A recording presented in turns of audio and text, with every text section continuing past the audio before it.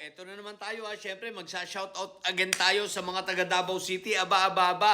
Ang pinaka-safe, no? The safest city dyan daw sa Pilipinas. Okay, shoutout sa mga taga Davao City at shoutout, no? Kay Inday Barbie, kay Inday Barbie, kay Mayor Barbie Baste. Aba. Isipin mo ha, meron na namang hold-up na naganap dyan. Ang malupit pa nito, isipin mo sa loob ng mall, isang jewelry shop, no? Hinold up sa loob ng mall ni robbery. Hindi lang pala hold up, robbery. Talaga ha? Umagang-umaga, katanghaliang tapat. What the heck? Isipin mo yung Davao City yan ha? Naku po, Rudy. Isa lang ang ibig sabihin yan. Bakit? Mayor Barbie, nahaharang na ang mga drugs, nahaharang na ang mga epektos, nahaharang ang mga illegal na sigarilyo. Kaya iyan na ba ang diskarte? Yan na ba ang diskarte, robbery? Di ba safe dyan? Anyari? Mga taga Davao City, isipin nyo yung mall nyo, pinapasok na. Ano yan? Parang, grabe ha. Parang napapanood ko lang yan sa mga Netflix ha. Bihirang-bihira ako makapanood ng ng nasa loob na ng mall. Tinitira. Aba. Ang lupit talaga. Davao City ha. Davao City lang yan. Isipin ninyo. Paano ba naman? Naharang na yung mga epektos ng mga may sayad siblings. Kumbaga, pati manggana, kailangan ng pera. Bakit? Mas malaki ang lumalabas kaysa sa pumapasok sa amin. Sabi siguro ng may science siblings, mahal ng bayad Kila Kaufman, no? Sipin mo ha, robbery na ang nangyayari dyan ha. Anyari na. Ha? Wala na, nauubos na ba ang diskarte? Humihina na ba? Tsaka ang isa pa, mga taga Davao City, yung Mayor Barbie ninyo, nangangarap pa ngayon ha, nangangarap na rin maging presidente. What the heck? Hoy, Mayor Barbie, bago ka mangarap, intindihin mo muna yung bayan mo. Pumasok ka ang opisina ha, ng isang mayor ay alas 8 ng umaga hanggang alas 5 ng hapon.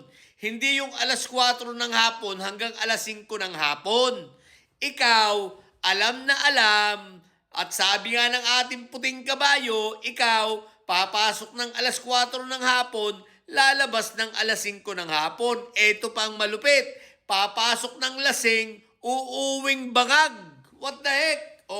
Di ba Mayor Barbie Baste? Saan ka naman nakakita? Ang galing ng mayor nyo, mga taga Davao City. Yung mayor ninyo papasok ng alas 4 ng hapon, aalis ng opisina ng alas 5 ng hapon.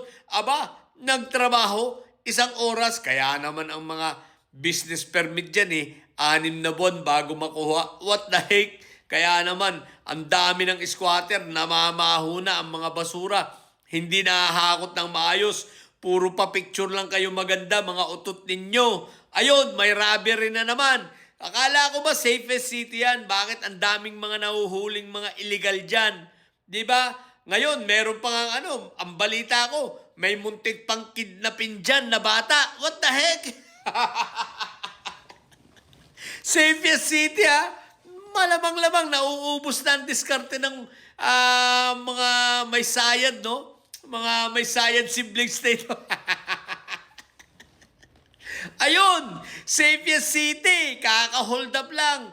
What the heck, nasa loob ng mall sa Buhangin What the heck, malapit sa airport yung Buhangin di ba? Barangay Buhangin, malapit sa airport. Isipin mo sa loob ng mall, hinold up ng 4 na tao. Anyari sa mga security ninyo, anyari sa mga gwardiya ninyo dyan.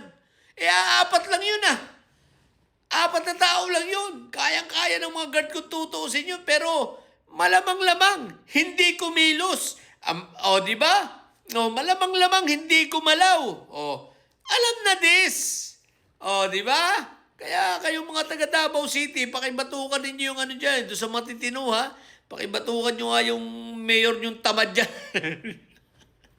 Ang lakas, nangangarap pa maging presidente. Pumapasok, nag-uopisina alas 4 ng hapon hanggang alas 5. What the heck?